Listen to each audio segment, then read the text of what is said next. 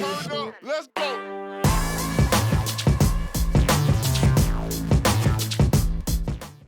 Welcome, Leadership Nation. We are on a journey to bring together men and women that believe in taking action in their life in the areas of finance, family, and fitness.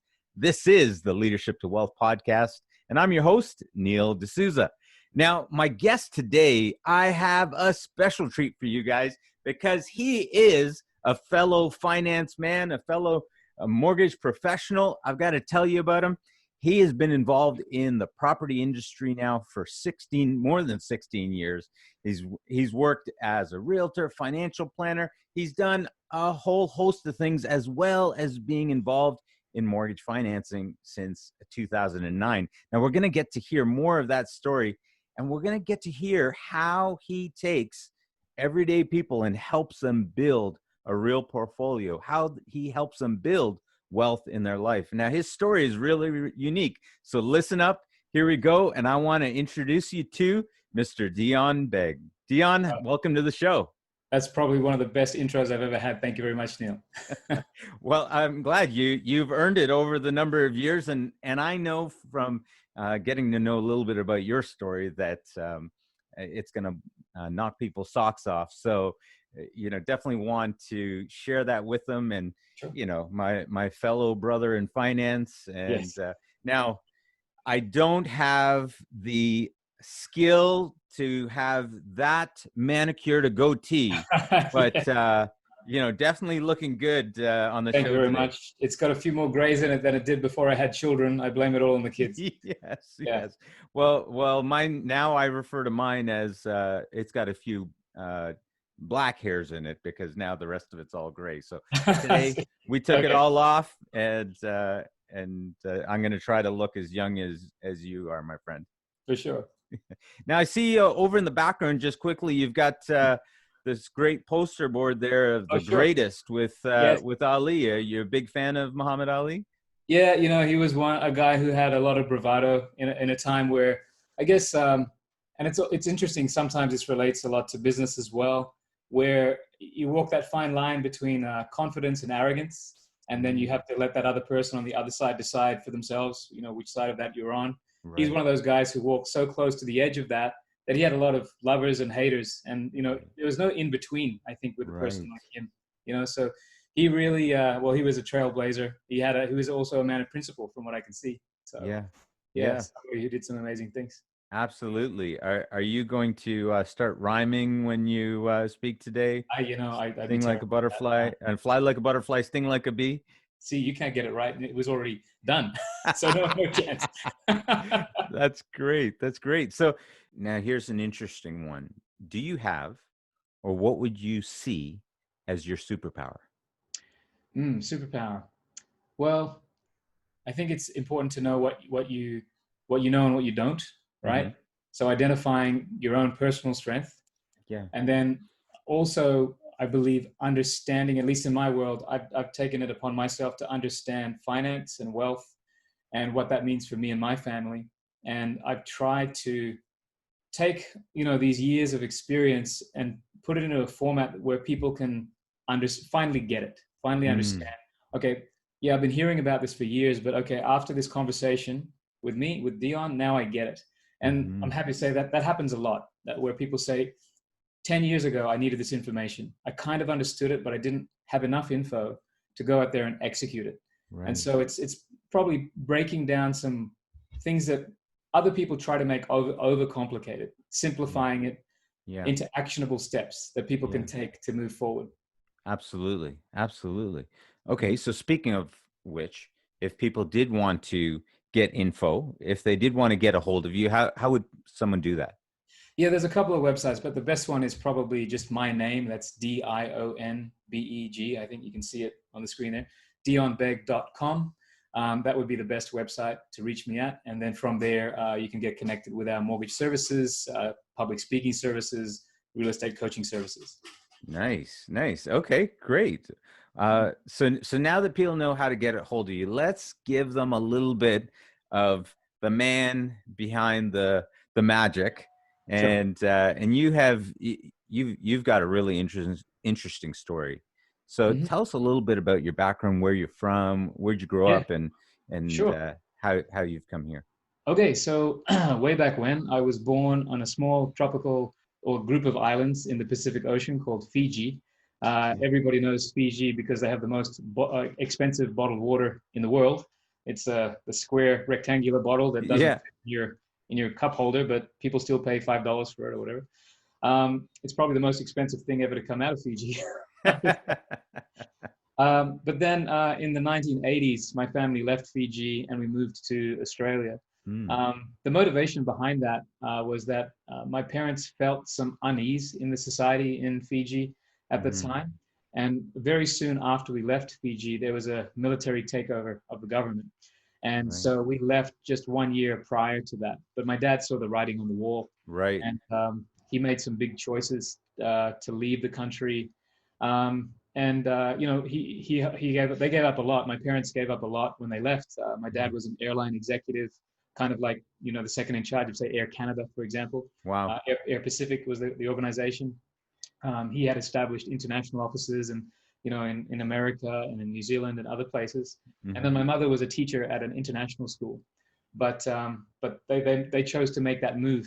And for anybody listening who's moved from a small country to a big country, I'm sure they'll understand when I say, you know, none of your education skills or experience are recognized in that new country. Right. So, you know, my parents went from, you know, living good upper class sort of Right. lifestyle to you know, to working in a factory and working at a supermarket. Like that's Wow. literally what they were doing in their first years in Australia. Wow. Um, but you know, with us there was me, my grandmother, and three sisters. I'm the youngest in the family, three sisters. So yes, I grew up very spoiled. I acknowledge that. Um, but yeah, we didn't know the struggles that I didn't know the struggles that my parents went through until I was much older. Right. But you know, they got reskilled, requalified, found their way back into, you know, professions that they should have been in from the start. Mm. But yeah, certainly they were financially kicked backwards, you know, 20 years probably, because you Yeah. know, they were in their 40s working the jobs that 20-year-olds work, getting those wages, but they had five dependents at the time. Right. But like I said, we didn't feel it. You know, they put us through school and all of that. And yeah, so I went to school in Australia, university in Australia, graduated with a degree in international business, and also in Australia, when you learn in Canada, when you learn a foreign language, a second language, it's French. But in Australia, when you learn a foreign language, you learn an Asian language because Asia is our number one trade partner. Okay. So from the age of 11, 12, I learned Japanese. And so, yeah, so I carried that through into university, got my degree.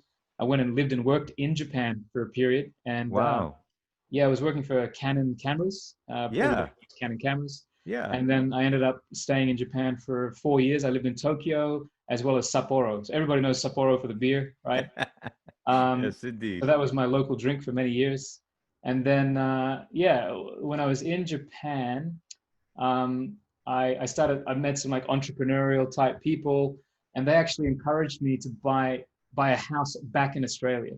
Right. So I was in my early 20s, and I sent some money back to Australia and bought my first house while I was still living and working in In Japan. Japan. Okay. Yeah, yeah. And so I had a great time in Japan. I later became an English teacher, and my days were like this. We would wake up late morning. We would go snowboarding. School, the teaching would start at about 4 o'clock, and we would teach till 9 o'clock, and then we go partying and drinking until whenever, and then go to sleep. And the next day would be the same.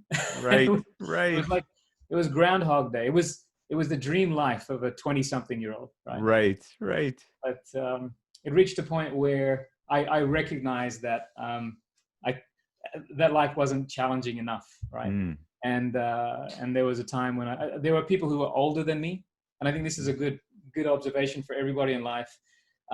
Look around at the people in your world and see, you know, are they happy?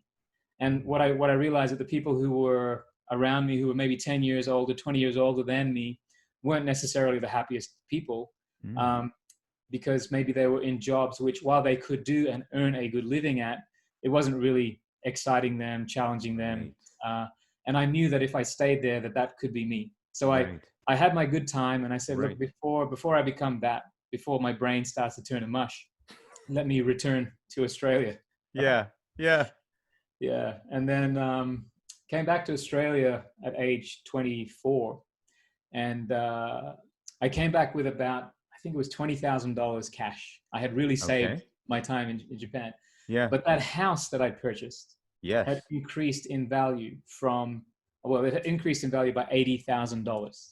Right. Wow. Okay. So I looked, I was there and I had the And math. now And I this did the was math. completely by accident. Someone said, "Hey, buy a place." You bought a place, and Yeah, yeah, yeah, yeah. And my family, my brother-in-law in particular, he yeah. was the one who was encouraging me. So, but yeah, one of the best decisions I ever made, because at an early stage in life, um, I had choices based on a foundation of cash, right? Mm-hmm.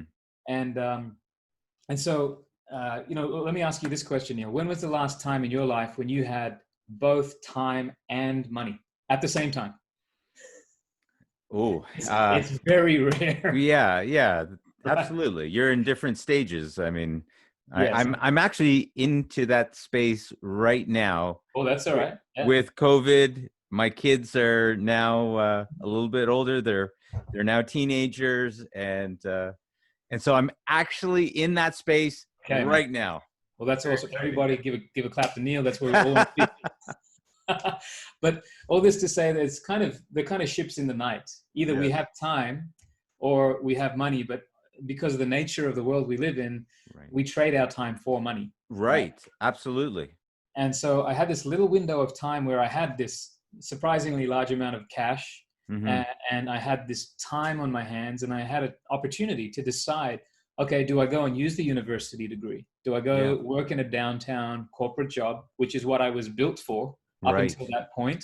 Right. Or, and what I eventually do is I said to myself, if I saved 20 grand and this house made me 80, I have to explore that, because this house made me money without me exchanging my time for it, right? Right. And Right. so that's when at age 24 I really decided And, that I've got to and look you into. made that realization on your own. Yeah, I mean, look, it's basic math. Maybe it was the temptation of easy money, at that Mm-hmm. age in life. It was like, hey, that I made so much money there, I got to go look into it, right? Right. Right. And so with that as my sort of beacon, I really dove into real estate. I did a flip while I was sort of unemployed, right? And then this is interesting. I had friends in Japan, Australian friends in Japan, stayed in touch with them, and they found out what I was doing. Yeah. They're like, hey, can you help me buy a house? And I'm like, oh, okay. And I just started helping them buy houses. Yeah. And then I found out, hey, that's a real job. You could become a buyer's agent, right? So I went and got licensed, and I became a realtor for Right. a couple of years. But Right. it was definitely not just a salesperson. We were very much investor focused, Right. running the numbers, really. And just in Australia, well, in North America, when you sell your house, there's a standard 5 or 6% commission. Mm-hmm. In Australia, that's not the case. It's 2.5%. That's it. Okay. And so if you're going to be a buyer's agent, you actually have to get your buyer to pay you cash, right? It can't be financed. It's not part of the purchase price. It's Okay. like when we find you the property. So I was a buyer's agent in that market. And as you can imagine, it was a hard market, Right. but there was still enough people who saw value in our services, because we were beyond just the transaction. We were like, here are the numbers, here's the demographics, here's why this is the property that you should be buying. We did Right. feasibility studies and those types of things. Wow. Okay. I spent years doing that. Then people started asking me questions outside of just real estate. So just general financial planning, wealth creation, retirement planning questions. Yeah. I said, oh, okay, I'll go get licensed as a financial planner. So Yeah. I had both of those licenses for a period of time in Australia. Oh, amazing. I mean, got into a lot of different, you got your hands into a lot of different pots at a very early age, and very encouraging to hear that the party life did not take you over and that it took you down this path. And now you've built all of this at this point in time, Mm-hmm. but you're here now. Right. How did Yes. that How did that happen? happen? How did that happen? Right. So in the middle of my, time I where mean, how come you didn't go get that corporate job or something at this point? Leverage all of the things that you've done. I mean, you're CEO ready okay. at that point right there. Yeah. And I think, this will not sound new to you, Okay. but I read a book called Rich Dad Poor Dad Okay. during that sweet spot, right? Yes. During that time where I had this potential to go Yes. this way or that at the fork in the road. And I mean, if anybody hasn't read the book, if you're gonna read only one of those books, the one book is the second book, which is the cash flow quadrant, right? Mm. The cash flow quadrant explains to you how in life you have the option to be one of these 4 different types of people. Yes. And I decided I was going to try to not be in the employee box, right, where I was Right. just continually exchanging time for money. I Right. wanted to be the business owner, the investor, right?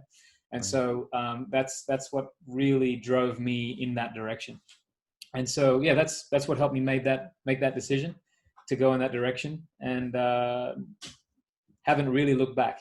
Right. I just took a peek over because I'm pretty sure that book is Yeah. right on my bookshelf over there. Right. But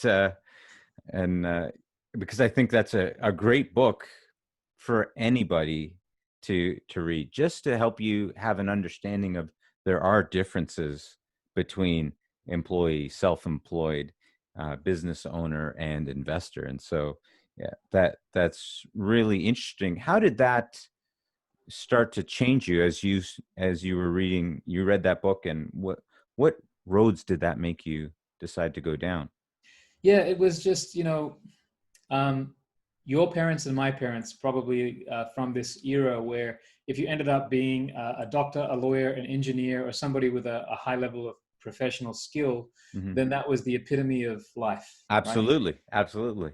Right. And so I guess I feel like the last 20 or 30 years, for people who are willing to look, there is enough information to say the way that things have always been don't have to be for you, right? But you have to be willing to look and then explore and dig a little deeper. Right. And so the path that I went down was definitely not what I was educated to do. Mm-hmm. I'm sure that my parents had their reservations about what I was doing at the time as well. But I also, they believed that they'd done enough as parents to let me make my own decisions and decision. And those types of jobs too, where maybe it's commission based and there might be 2 or 3 months of no income, especially when you're starting out, right, in the hopes that something you're working on is going to come through. right. It requires a little bit of faith in yourself and a support network that's not going to knock you down, right? So I was lucky to be in that sort of environment where I was given permission to try.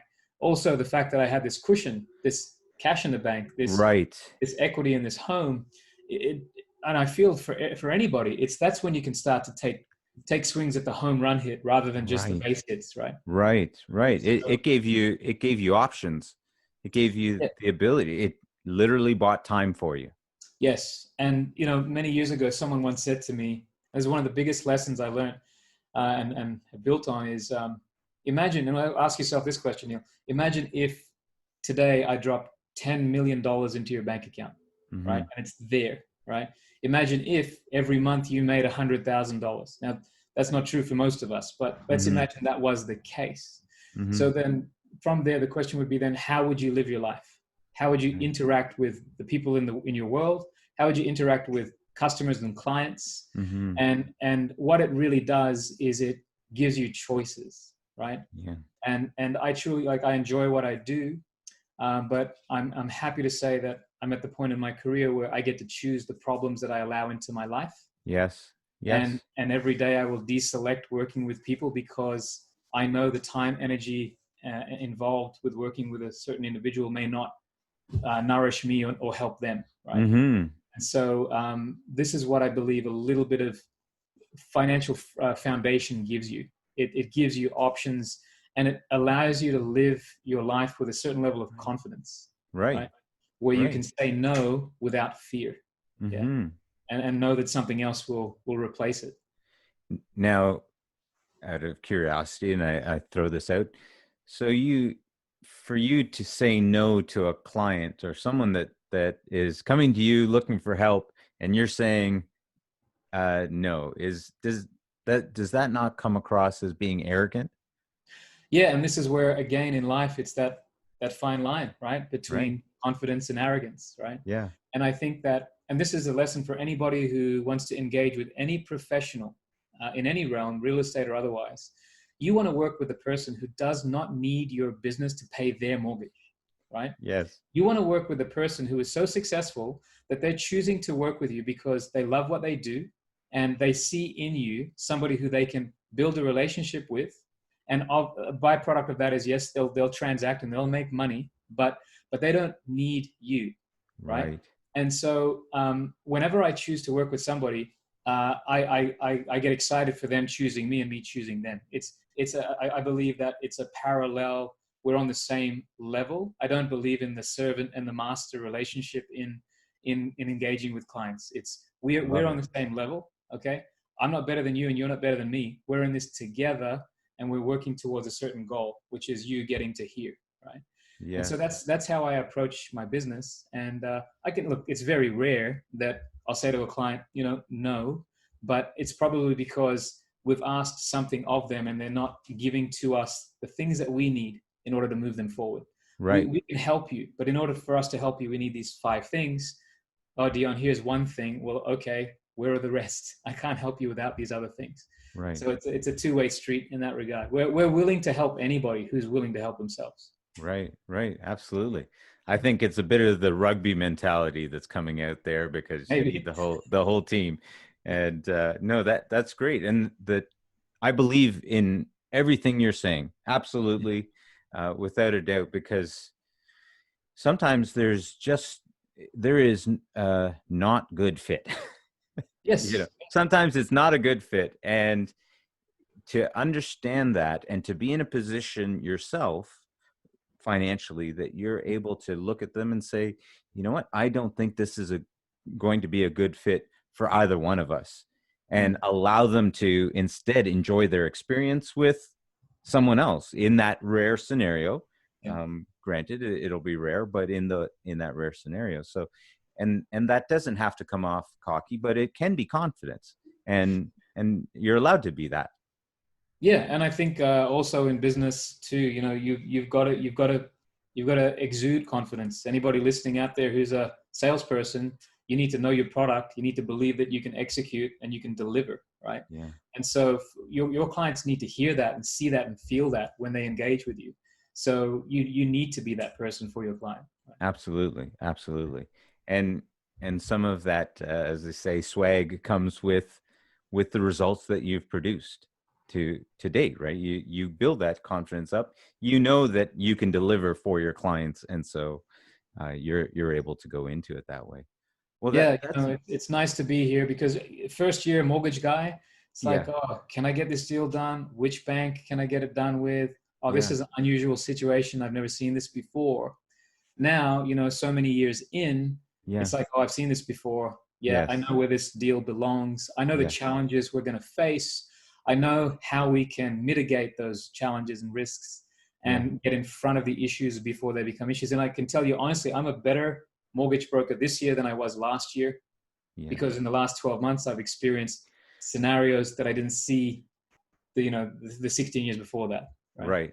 Absolutely. I mean, as different policies are changing, regulations, what the government allows the bank to do and the bank's lending policies, all of these things are constantly changing. And so if you're not evolving in your space, then that's right. If you're not growing, you're dying. That's right. I mean, there's some people who say that they're experienced, but all they've done is the same thing every day for the last 20 years. Well, that's a one-day experience in my life. Experience is things change every day. You have to adapt. Things aren't going to be perfect. There will be bumps in the road. You got to work out how to get through them and then be better on the other side, right? So I have to ask the question because I happen to know a little bit about this. Sure. Your journey leaving Australia, coming to Canada, was not exactly as planned. Yeah, that's right. And you perhaps, even though you had made some money back there, when you came, it didn't quite turn out the way that you had hoped. Can you share a little bit of how that all happened? Sure. Because I think this is the best part that, because everyone has had some hardships, and especially for anyone that's listening right now, if you're listening and you've gone through some troubled times, I want you guys to hear what Dion's about to share, because it's powerful for the heights this man has come from, the depths that he's gone to, and built himself back up. And it's why I really wanted Dion on the show as well. So Sure. Dion, please tell us. Yeah, well, look, a little bit of background. In that journey of, you know, traveling and back to Japan and other things, one pit stop was I went to Thailand for a holiday with my sister, and on that trip, 16 years ago, I met a girl who is now my wife. So, and she's Canadian, right? So that's how how do an Australian and a Canadian meet? Well, they meet in Thailand, right? About halfway. Okay. Anyway, we were living in Japan, so we were living in Australia together. We were not married at the time; we were engaged, and we had plans to get married in Australia. Okay. Right? But all of her family was here in Canada, and the plan was for them to come to Australia. Mm-hmm. The day that we went to pick a venue to get married, like you usually pick a venue like a year out, right? Yeah. Her parents called us, and her dad had been sick for quite some time, and he told us that he wouldn't be well enough to make a trip to Australia. So at that moment in time, we decided, okay, well, we've got to get married in Canada, and you know, we'll still set that 1 year time frame, right? Right. Anyway, in a conversation with my sister the same day, she reminded me that my parents, who live in Australia, had left for a trip around the world as their retirement sort of story package, and they one of their predetermined trips was to come to Toronto, right? Okay. To meet my wife's parents for the first time. Okay. And so my sister said, why don't you just go to Toronto and get married now? 3 weeks from that day. Okay. So that's what we did. we got on the internet. We worked out, yeah, we can do it. Logistically, it's possible. And we came to Canada. We got married. And she was making sure that you were going to put a ring on it. Yeah. And we went back to Australia. Right. And then 2 months later, her dad, the family called again and said, look, Dad is really sick. Right. And we had made the decision a long time ago when that call came, we would move to Canada. Got it. Right? Got it. That's when the call came. Right. And so basically, you know, having just flown to Canada and back, we were doing it again within a month or so, right? Packing up the house and all of that and moving to Canada. Whoa. Got it. And up until that point, I'd been working in real estate as also financial planning. And I had also been investing some money with a developer for several years, quite successfully, right? Right. And we had invested money. I had invested pretty much all I had with this particular developer, with the belief that things would turn out as they always had. Mm-hmm. And we left for Canada, but I knew things weren't going as well as they should have. Mm-hmm. Now imagine I left for Canada in November 2008. Okay. And that is the year that we experienced this thing called the global financial crisis. Yeah. Oh my goodness. My money was invested with a man who developed land and had not met his criteria and milestones by which time to get financing from banks. And the first money that was turned off at the tap at the banks was land development money. It was because it's the riskiest end of the business, goodness. Right? Oh my goodness. Okay. And so and separate to that, he had not executed on our contract. He was in breach of contract. So I was supposed to come to Canada with $400,000. Yes. And instead, what happened was I came with, I think, somewhere around $10,000, some of which I sent back to lawyers in Australia to fight for my money. Right. This guy wasn't doing what he was supposed to do. Right. I have somewhere, I should frame it, I have a judgment in my favor from the High Court of Australia for $430,000. Wonderful. And I never saw a penny of it. It's a nice piece of paper. Yeah. Okay. And so here I am literally sleeping on the couch in my in-laws' condo. Right. And they didn't like the couch. We had to put the couch where the dining room area was in the kitchen. I was sleeping in the kitchen in the condo. Mm-hmm. having just gone through this experience, having lost this money in a new country where my history is in financial services and real estate, in an economy where financial services were going down the toilet because we were in the middle of a global Right. financial crisis. Pretty And much destroys any credibility that you would have walked in with. Yeah, that's it. And that was my welcome to Canada, right? Yeah. It was like a kick in the guts. Here you go. And it was winter. And that was on top of all of that. It was like, oh God, what have we done? Yeah. Right. But what we finally did was, well, and I'll tell you what happened. Like what happens when you suffer a loss like that is not just financial, it's mental. Right? Absolutely. Yeah. Because it wasn't just money, but it was my decision to make that investment and maybe not pursue that return on that investment or chase that person earlier in the piece. And I started beating myself up around all of that. I'm sure all of us have experiences along that in our lifetimes, right? Yeah. We have regrets and remorse and what ifs and I should haves and all of these things. But what it really led to, at least temporarily, was a doubt in my own ability to make correct judgment. Right. And Absolutely. I think that's one of, especially for the entrepreneurs that may be listening, that's like the scariest thing that you could ever do to yourself, right? Yeah. Because the minute you start doubting yourself, that's when you basically say, well, I'm just going to give up now. I'm going to throw my hands up, say, you know what? I'm just going to be an employee. I just belong in that quadrant. That's my box. I'm going to be there forever. And the temptation was truly there. The temptation was, look, let me just go get a job because I'm not cut out for all this other stuff, right? I was irresponsible, et cetera, et cetera. And I felt like that for probably a couple of years, right? Wow. At the same time, I just said, look, I can only live one day at a time. So I just went to work. And it's funny, at that time, I thought, oh, let's go get the job. So I went and applied to all the banks, had really good interviews, and nobody called me back, right? Nobody called me back. I'm like, what's going on?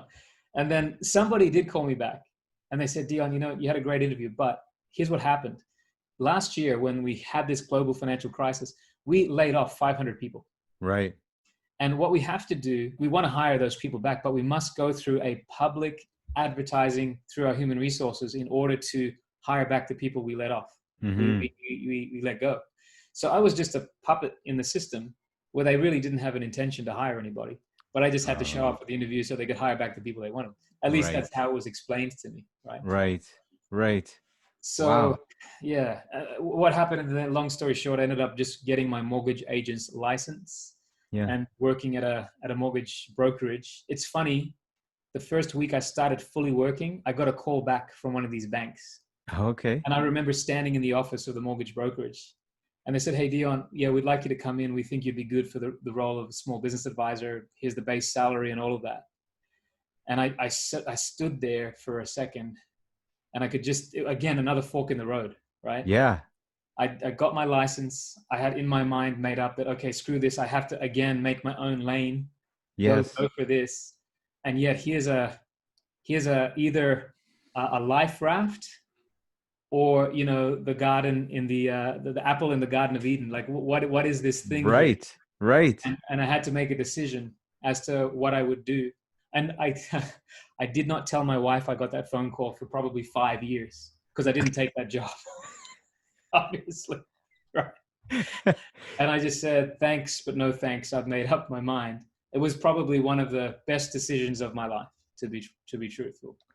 Because if I had gone there, sure, I would probably be, you know, working at that institution, but no doubt I wouldn't have experienced the life I have, built the businesses I have, create the wealth I have, and impact the lives that I have. That's what I truly do. Wow. That is a lot. And I've got to ask the question, what tipped the scale when you were on that phone? What tipped the scale? Because I know, even true for myself, I remember getting a similar call because I had been working for the government and then I was leaving the government, and then I got the call that they wanted to offer me a promotion, and I had to do that. What tipped the scale for you? maybe I can't take all the credit. Maybe I was just so pissed off at the process. It was like, oh, you know what? They want me now. F you. No, I don't need you now. Right? That was probably part of it. That was So the other side of Muhammad Ali came out. Yeah, maybe. Yeah. Maybe that was part of it, right? I Maybe can see him standing over George Foreman right there. So, yeah. But also, I think that I did hold on to some self-belief, right? Right. And I think it was that moment, like I was still in the middle of all that self-doubt. But I think it was one of those things where I realized that if I said yes, that maybe any ability to rebuild my confidence to the level that I needed it to be at may have gone too far, right? If I went down that path. Yeah. And so, yeah, that's probably what it was. It was that recognition that no matter how down I was, that I got to hold on to this. Yeah. Yeah. Wow. I'm going to give you a new nickname, Dion the Lion Beg, because Sure. that's absolutely powerful. Like, to be able to be in that situation, be down, and I know for the entrepreneurs that are listening, for even for people that have lost a job and have gotten to that point and want anyone who has ever wanted to quit, there is that moment. Yes. And you decided to create yourself as a giant in that moment, and willingly, emotionally, whatever it was, it came in you, and you went with that, and it has created a completely different future for Definitely. yourself, your wife, Mm-hmm. your family, and how many other families as a result. Yeah, well, I mean, in any given year, I'll probably help somewhere in the range of 300 to 400 people. Wow. In terms of my mortgage business. Separate to Right. that, I do public speaking and training, Yes. which again I wouldn't have ever got into if I was in a corporate job. Right. And there, I'll speak on stages of anywhere from 100 to 600 people, Yeah. impacting them in their businesses. So I'm super thankful to be where I am, because at the end of the day, entrepreneurs, I think you'll get the same answer from everybody. Why do you do what you do? And I think it's impact. Yeah, look, I got to get mine. I got to look after my people. I got to pay the bills and send the kids to school. But once that's done, what else is there? Right. And so yes, it's that impact. Right. Wow. That's beautiful. Leadership Nation, I hope you guys are hearing this. And when you're faced with challenges, just think of Dion the Lion Beg, because, coming back from that kind of a potential knockout blow, it would have been real easy to just stumble into the easier choice. But you decided to choose a harder path. And that's very commendable. Now what I wanted to say is I want to now get into finding out about how you help those 300 to 400 people, but also how you help people to build wealth. But we're going to do that by moving over to the wealth section, the wealth portion of our interview. And and so if you're listening, hey, come join us over there. We'll see you there in just a moment. And we're back. Okay. And this is the Leadership to Wealth podcast. And I'm your host, Neil D'Souza. And my guest today, Mr. Dion Beg, who has been in the mortgage industry for so long and has been helping people to not only to acquire financing for their homes, but he's a public speaker. He helps people to build their wealth, and he has done it with himself, going down to nothing. And if you want to know, or just about nothing, if you want to hear about that, go back to the first part of our interview and you'll get to hear the hard choices that he had to make to get there. But he's back like Muhammad Ali. And here it is, Mr. Dion the Lion Beg. Dion. Thanks, Neil. Appreciate it. Absolutely. Okay. See, we got to do an intro twice, and for all the people that heard the first intro, now they're laughing along with us on the second part. So this is the wealth portion, and now we're going to get into Now you can actually teach on a number of different levels. Mhm. You're a public speaker. You also help people that are just trying to buy a house. Sorry, I shouldn't say Yeah. just. People Yeah. that are trying to buy a house and Yeah. build their wealth there. But then you've also helped other people to do so much more, including being involved with developments and the like. Mhm. And I know there's even more to come, which we will talk about later on in Sure. this part of the interview. But, where do we start when it comes to someone wanting to, when we start talking about wealth, where do we start in that conversation? Okay. So, as I said earlier, I worked in the world of financial planning for Yes. years. And interesting note for people listening, and for anybody who's a licensed financial planner, I have credit for you. You do an amazing job. But everybody needs to understand that a financial planner is not licensed to discuss direct real estate ownership as a vehicle for wealth creation as part of your financial plan, right? It's not because they're bad people, guys. It's just simply because the way that regulation and licensing works, right? So I was on that side, but I also held my realtor license. So the challenge, so what I learned in my time as a financial planner is that real estate, by far, from all the evidence that I saw, by far was the place in which you could make the most money. And Wow. Wait. Can you say that again? yeah, so real estate by far is the place where you can make, let me clarify, the best return on your investment. Okay. Wow. And Love it. I'll sort of validate that. Okay. I want to ask you this question and have your listeners ask themselves this question. If you walk into your bank with $100,000 and you sit down with the bank manager and say, okay, I want to invest this. Neil, where will they likely suggest you invest this $100,000? Right. Standard place they would suggest is in stocks, mutual funds, something Mutual along funds. the way. Almost always mutual funds. Yes. Right? Okay, so you got $100,000. You're in the bank. Not my words. That's the bank's. All right. That's right. Yeah, you're in the. That's right. And the bank says, okay, we'll put your money into mutual funds. Okay. Right. Now there's your $100,000. Now let's just say you follow up the question with the bank manager saying, okay, look, I'll put my $100,000 in, but I understand you can borrow to invest. Mm-hmm. Right? How much will your bank lend me to buy into those mutual funds that you just put my money into? Right. Great question. And it might surprise you all to know that the answer in most cases is zero. Mm-hmm. Right? If I'm wrong, please write in and tell me I'm wrong. But I've asked this question hundreds of times to thousands of people. And I haven't found one person who's told me that, yeah, my bank will lend me money secured against the mutual fund I'm going to invest in. Right. That doesn't happen. Okay. Right. So now we understand that. So now, same day, same bank manager, same $100,000. Hey, I'd like to buy an investment property.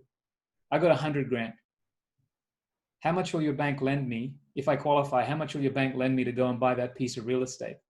And the answer, guys, from every bank in this country is $400,000. You give one, they'll give you four. So ask yourself this question. Mutual funds, real estate, in the eyes of the bank, which is the riskier investment? Mm-hmm. It's a no-brainer. Right. And the next question is, well, if it's riskier, how much riskier is it? 4 times. Wow. Does it really surprise anybody listening that the bank is telling you to do with your money what they would not do with theirs? Does that really surprise anybody? Right? It shouldn't. Right? And I'm just telling you the facts. Right. You don't believe me? Walk into your bank tomorrow, ask them the questions I just asked, and see what happens. Okay? So here's the reality, guys. We are sold this idea that, hey, you're richer than you think. Come into the bank. Sit. He can't contain himself. Sit in the. For those listening, I'm dying laughing over here. Please, Dion, please continue to share with us. And, come in, you're richer than you think. Go and sit in the comfy green chair, right? And give us your money, and we'll put it in the mutual funds, because that's what Canadians do. That's just how we invest, right? That's how your parents did it. That's how their parents did it. Right. You hand your money because the stock market always goes up.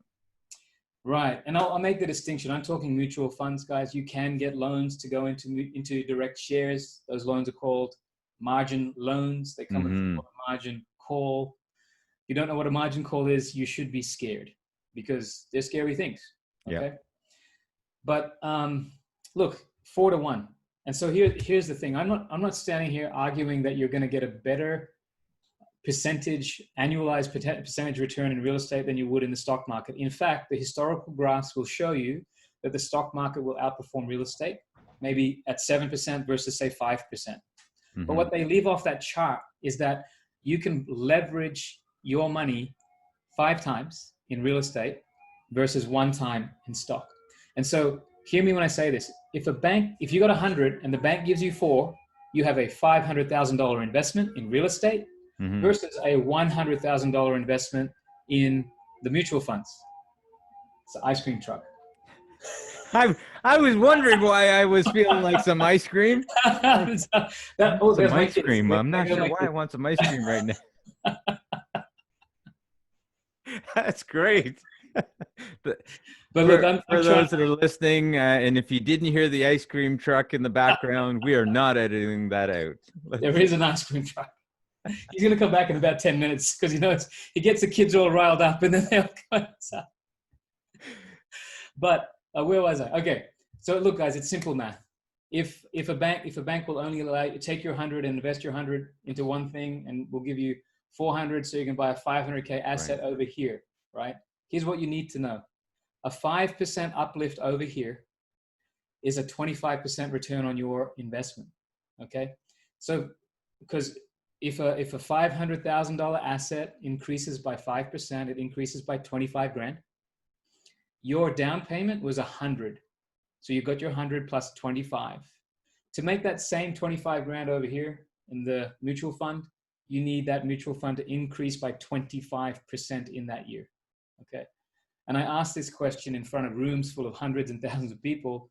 And I say, who here the last couple of years has got, consecutive 5 or 10% returns in the mutual funds? Almost nobody puts their hand up, right? Mm-hmm.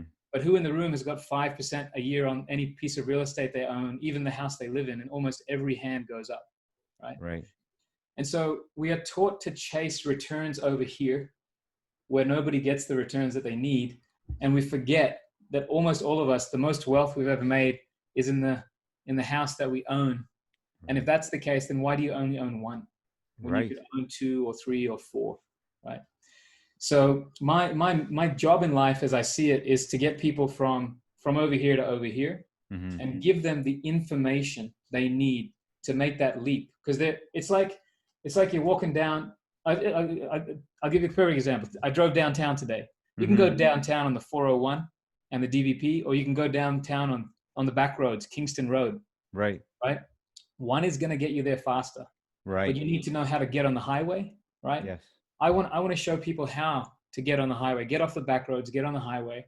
But to do that, you need to know the steps. You need to have the information. You need to know who to trust, where to buy, what to buy, and how to run the numbers. Right. And if you know those things, then you can make that transition. But there's so many people who don't know those things that it keeps them in that quadrant. They'll never make the leap to the particular section they need to be in.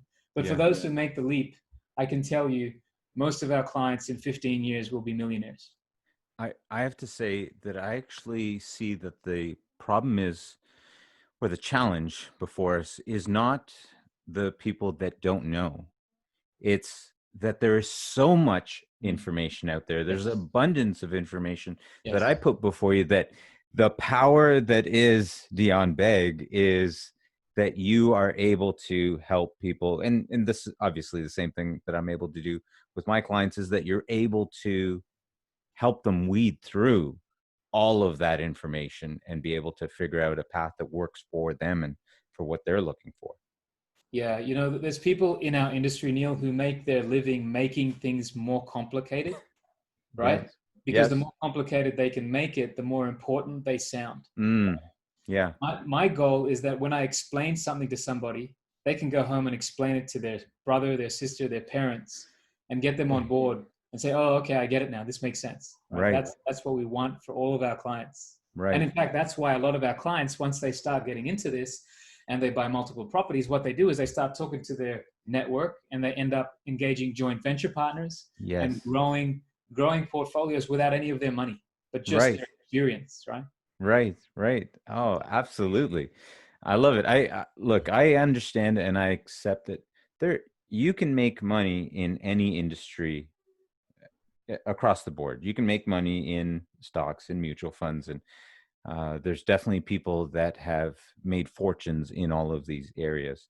But when you're speaking and what you're speaking about, I think it's very clear that it does not take a high level of technicality or this gigantic knowledge base to be able to capitalize on these things. You're actually able to. How many people capitalize on real estate without even knowing what they're doing? Yes, yeah.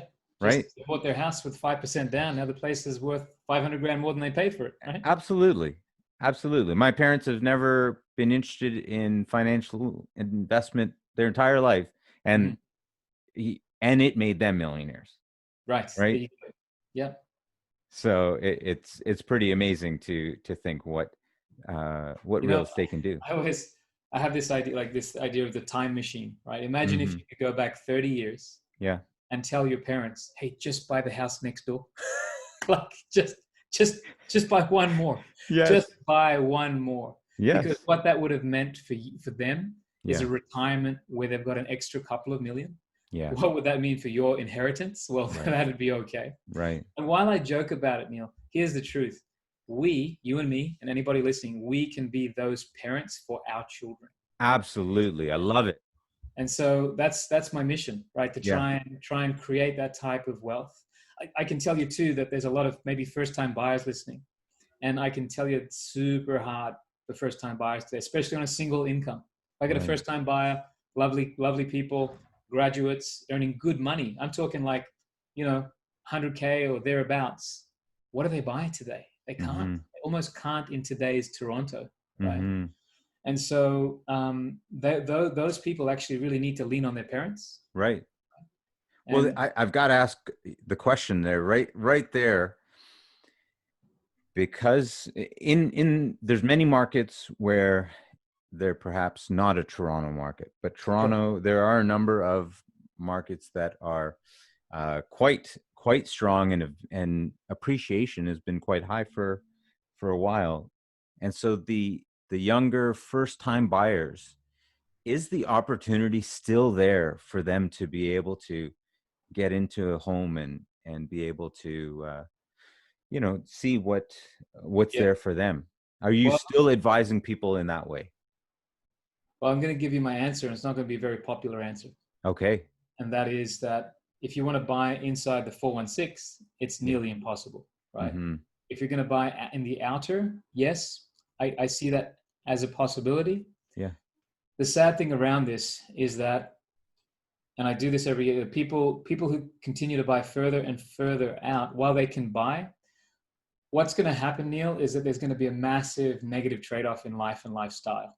Okay. Because what that means is you're going to spend 2 to 3 hours in the car commuting every day. And I'm a father of young children, and I value the time from 5 o'clock till bedtime, right? Right. And I'm fearful that we're going to be in a society, and look, COVID may switch this because people are going to go remote. But if it didn't, then people literally. I work with realtors who work in a lot of regions, and my realtors who work in Guelph, which is an hour and a half from Toronto, are saying they're seeing so many Toronto buyers out there now. People in Barrie, right? The same. Right.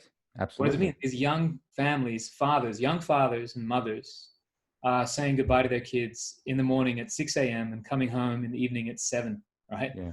And spending so much, so little time. So, yeah, look, first-time buyers, here's what I would suggest.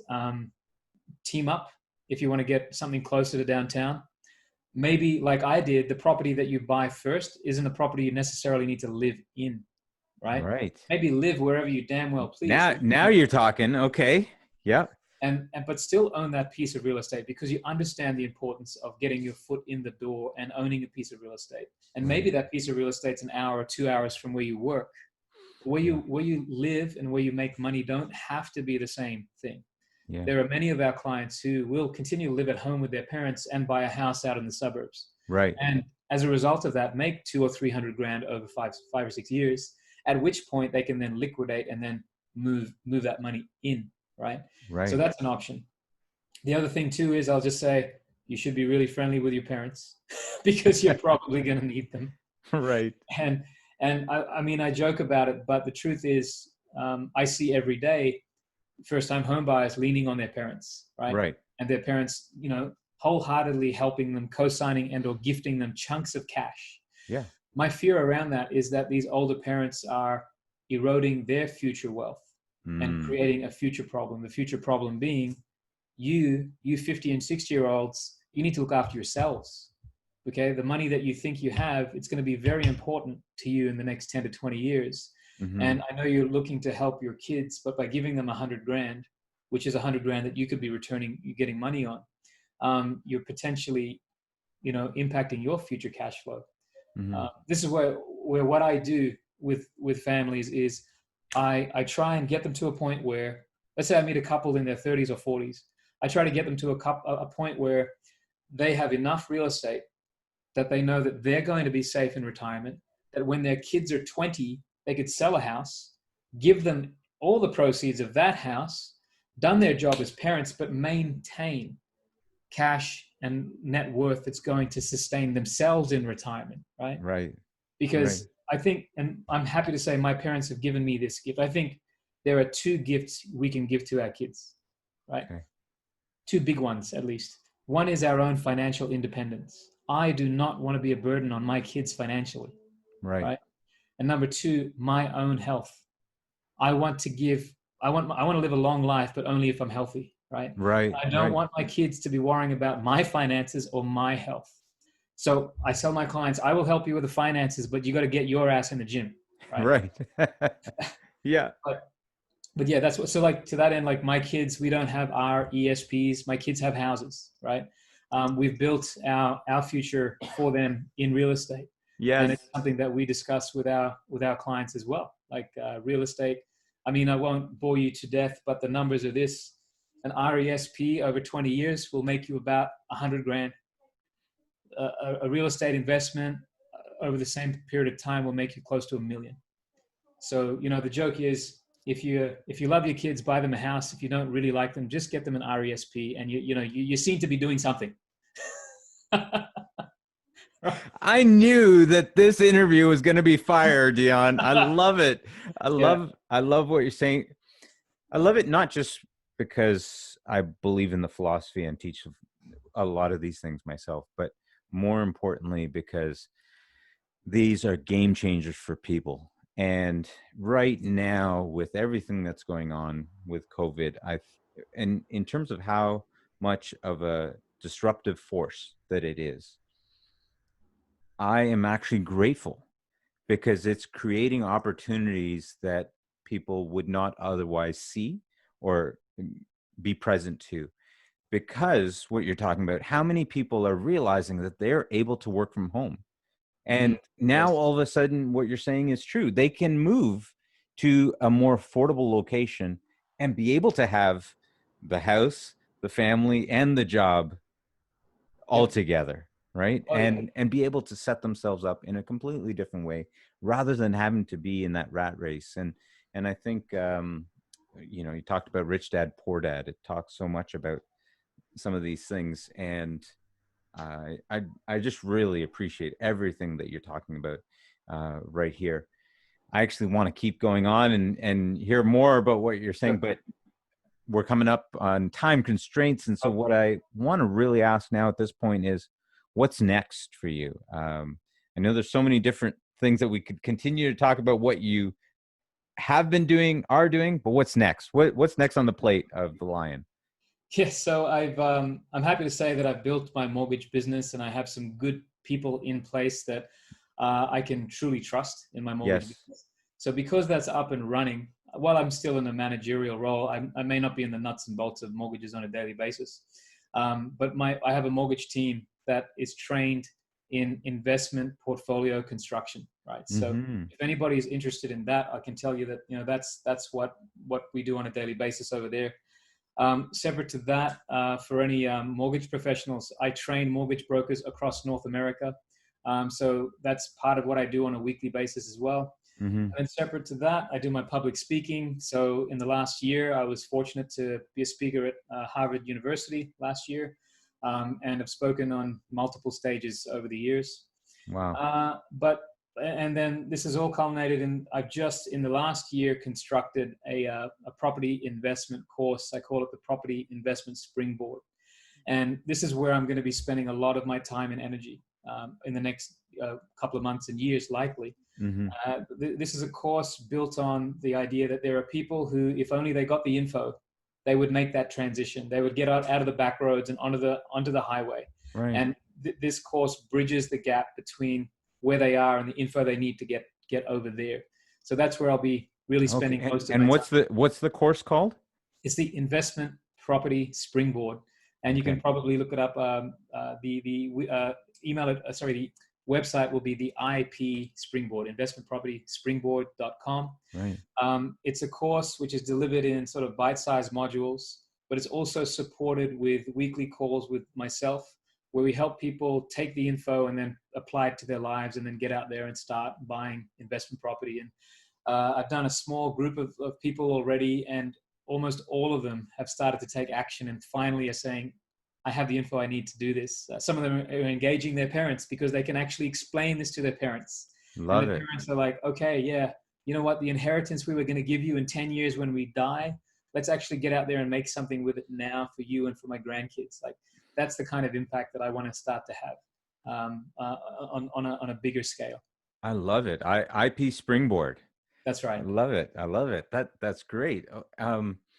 That sounds like something that would especially at this point in time, you know, the weather's starting to change. People are going to be inside a little bit more. They're going to have some time to be able to digest and be able to get into some of these things.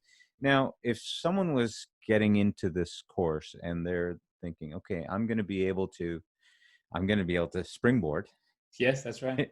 If I'm going to be able to springboard, does that mean I'm going to have to become a realtor or something, or a mortgage agent? What does that mean? No, that's a fair question. No, I mean, some of our most successful clients, one perfect example is a janitor who married a school teacher at the school that he's a janitor at, right? Right. We're talking like, you know, regular people who now own portfolios of, you know, 7 properties worth $4 million, right? Beautiful. So this is information for anybody who basically says, you know what, I think I'm doing okay. Right. But for people who maybe have taken the time to sit down and do the math and say, if I keep doing what I'm doing, I'm going to end up here, and maybe I'll live an okay life. Right. But if I just change my trajectory just a little, I could end up here. Yeah. And that might be an extra 2 to 3 million. And what that might mean for them, their life, the lifestyle, you know, the inheritance for their children, those types of things. So does that mean that someone has to be good in math to Certainly do not. Okay. I will admit this, mortgage broker almost failed math. But here, one day, this is what happened. I'll show you. One day, somebody put this thing in front of a number, and I went, oh, I get that. $sign. That has an impact on me in my life, right? Right. I'm about practical math, right? Yes. If I can't understand it and I can't write it on a piece of paper and have somebody else understand it, then it's useless math. Right. So this is all about what people will learn in this course is how to make goals around real estate, because it's not about the number of properties, it's about cash flow and a sense of security with net worth. So we get clear on what your personal goals are there. Then we figure out what kind of people we need on our team, from the realtor to the building inspector. Then we look at where to buy, because where you buy doesn't necessarily mean the same street you live on. Also, what to buy. It's never going to look like the house you live in. What to buy. And then at the end of it too, we teach people how to run the numbers, right? So run the numbers on a basic spreadsheet. Like again, I'll teach people a rule that they won't even need a spreadsheet or a calculator, where they can just go, yeah, that doesn't make sense, and move on. You know, like some of the biggest decisions in life, Neil, are not about what you say yes to. It's about what you say no to. How fast you can say no. Right. Helps you get to the one that you can say yes to, right? Yes. So, Yeah. I teach people how to get to the no we were talking about earlier faster, Right. so that they can get to the one that they want to say yes to faster. Right? Absolutely. And then Absolutely. the very end of it is we teach people how to now take this knowledge, what to buy, where to buy, how to run the numbers, how to have that team, and then show other people in their network, hey, I know this stuff now. Yes. I'm going to be the active investor. Why don't you come with me? Why don't we be partners, and teach them how to joint venture with others? Right. Yeah. That's beautiful. I actually just did a post yesterday on TikTok, and Okay.